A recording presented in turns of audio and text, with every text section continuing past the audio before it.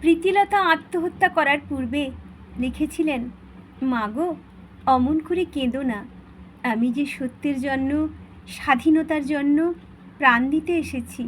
কি করব মা, দেশ যে পরাধীন, দেশবাসী বিদেশির অত্যাচারে জর্জরিত। তুমি কি সবই নীরবে সহ্য করবে মা? একটি সন্তানকেও মুক্তির জন্য উৎসর্গ করতে পারবে না?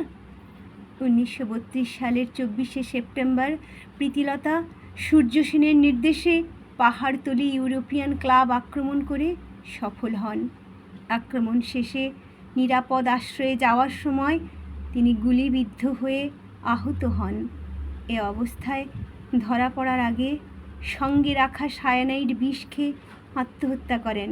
কারণ ধরা পড়লে বিপ্লবীদের অনেক গোপন তথ্য ব্রিটিশ পুলিশের নির্যাতনের মুখে ফাঁস হয়ে যেতে পারে।